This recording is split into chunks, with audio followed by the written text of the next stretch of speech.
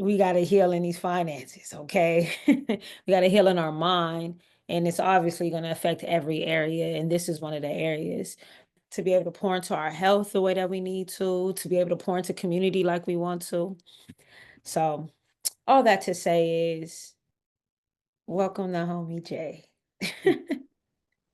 I appreciate you, Mikey. Definitely appreciate you for, just giving me a platform to just share. I think this topic of finances is very important, and it's definitely a passion of mine because as a community in general, there's just been a lot of misinformation or just no information.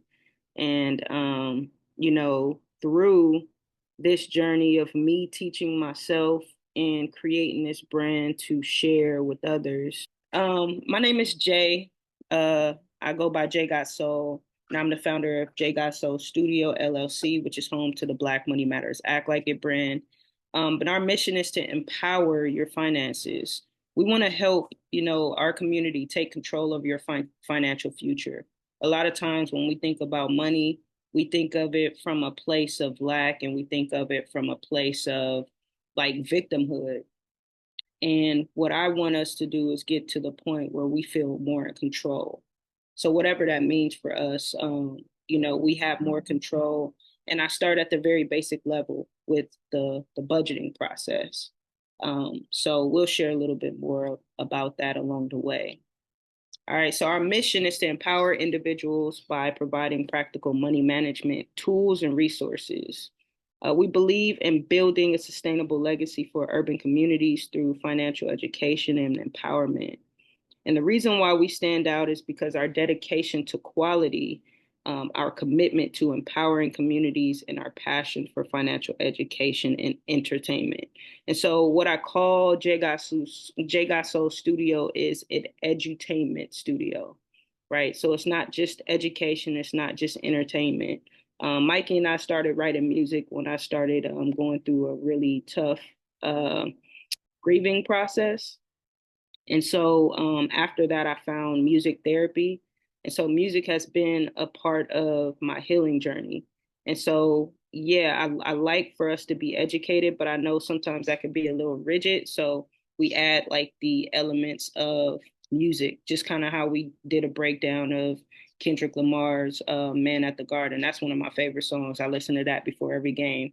So it gets me in that mode. And so that's one of those things that kind of helps me heal and grow in my life, music. So we go through all that. My podcast, which I have Mikey on, I have what, 3 seasons on there, three seasons, which can be found on my YouTube. I talk a lot about the community, building of the community, but we also play music and things like that. So that's adding that edutainment element to what we are building within J Got Soul Studio. Let's get into our mindset. All right, so this is the part where I want us to have a little conversation. What are the thoughts that come up for you? And I don't want us to think of it from this place where I know we're trying to grow, but I want us to think of it from the space of where we came from, right? Our background. What was those automatic thoughts that came up about money? What did we think about? For me, I always thought about money as it was just something that I didn't have, right? And that came from my background. I didn't come from, a rich background. My mom always let us know she had 3 kids.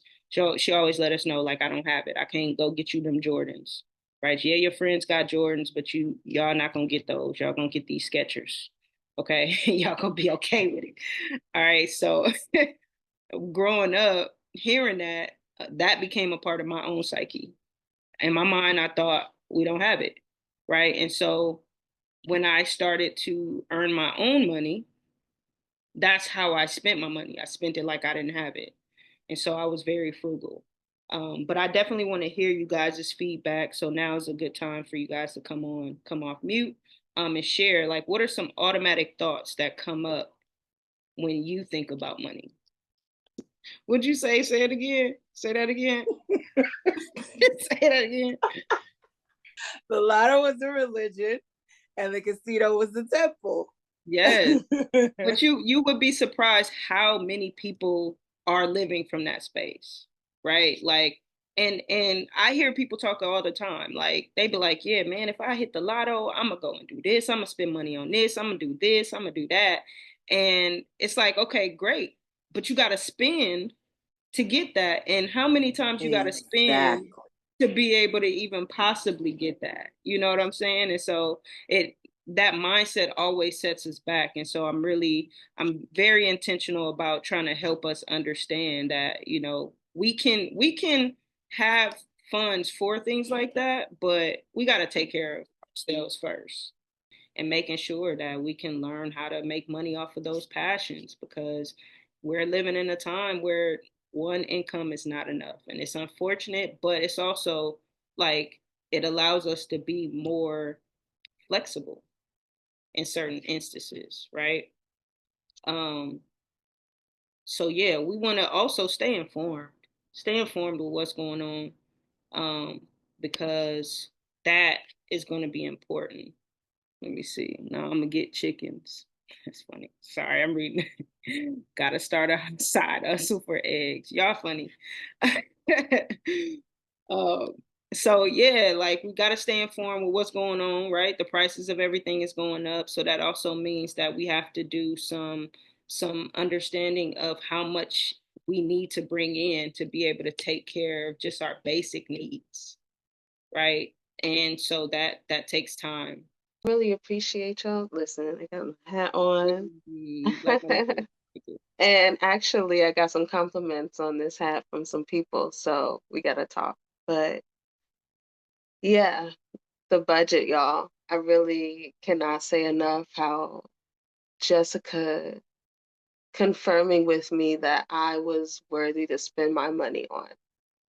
That 10%, that's your money. Like that's it's such an empowering sentiment to hold with you when you have your money. And I'm more of like an energy flow type person. So I was like, Jessica is a lifesaver because money was not my thing. I was not in the space that I am right now. Um, and it's really profound because this time, like November of last year, I moved into a shelter and I was getting like $250 a month from GR. And I had already been talking to Jessica before this. We have been on a journey. Sis, we gotta catch up. But we have been on a journey. And I hit up Jessica and I'm like, this is what I have. And she's like, listen, that $25, that's your money. Like, if you got your shelter fee is 150, and then I do my 10% tithe, and I just did that. And now I'm making 10 times that much. Not 10 times, like 100 times that much. Is that correct? Is that correct, Matt?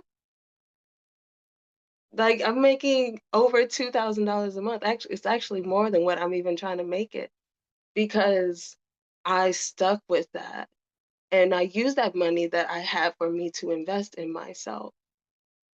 You feel me? Like I didn't just go out and spend it on like I'm not even want to like get my nails done. You feel me? But you feel me?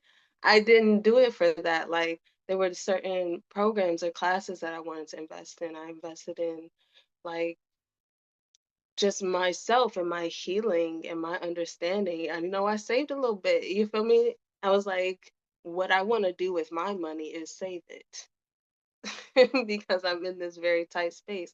And so I built on these principles and wow, just absolutely phenomenal. And having that like structure, because again, I'm very flow oriented, having that structure allowed me to really focus in on my money energy, which is what I really needed to work on. Those conversations we were having before Jay started dropping all her nerd knowledge, we need to focus on that also. because the energy is really a big part of it. And a book that I highly recommend is Happy Money by Ken Honda. Phenomenal breakthrough stuff. I was going through that while we were at the URM getting that 250 a month, um, because that allowed other things to roll in.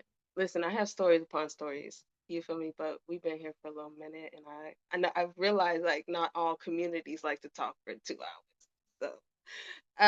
But yeah, it's been absolutely phenomenal, and Jessica holds such a beautiful space, and we have so much hurt and scar tissue around our hearts with money. And Jessica really is a soft space for us to articulate that. Soft and firm, because she's like, listen, you gotta stick to this. Like, this is what you said you wanted. You wanted to change your financial legacy, right? Then do the work. Stick with your budget. And it's not a bad budget. Listen, you get money to spend on yourself. Listen, don't let me start preaching. The best thing about, you know, Angelique's story, she talked about it, but she didn't even share the update, right? So she went from the shelter to now what? Oh, I'm staying in my own place right now. And when I say my own place, it's not like a studio or an apartment. It's a room with a private bathroom and a shared kitchen. But listen, I went to go see some of those studios. I prefer this, trust, because, and this is something that came up for me, and feel free to just say pause. Um, but we can afford any kind of lifestyle we want. But the idea is like, what kind of lifestyle do you want? And can you actually pull yourself into a space to afford it? You feel me? Like, there's always different adjustments we can make, but are we aware of what those adjustments are costing us? And are we willing to, like you say, diversify our income or have our money working for us or find other ways to reach what we want to reach? You feel me? But yeah, I'm here and it's beautiful. Honestly, this lighting here is like very bright, and I'm like, I need to get my own little listen. I got my own little listen. That is the update. That is the update. Listen, That's life is amazing. life is really beautiful right now, and I love what I do. Also, Wow. like I'm not working somewhere that I hate that was sucking my soul, and that's a whole nother story. But all of it had really come together once I got that financial understanding. You feel me? But yeah, thank you. Thank you for sharing. And I asked her to come on here because she literally serves as the ultimate testimonial, right? Because the process that we've gone through, for one, from not even seeing knowing each other, what you were in a whole other place at one point, right? I Like, think I was in Memphis or yeah. Myrtle Beach. It was one of the two. Yeah. Yeah, like we met online and we just started connecting and and we just went through this process and it was tough at times, but it was just real, and one of the things that we talked about, like if you guys go on social media and follow me, we're having a conversation about our journey as well there.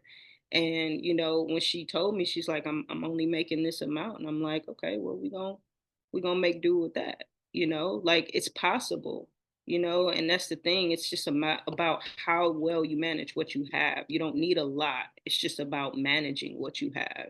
And so that's my main message to us, is that whatever we have, we just have to get to a point where we can manage it. And then from there, we can grow it. Right. It's just about coming up with a plan and a strategy. And so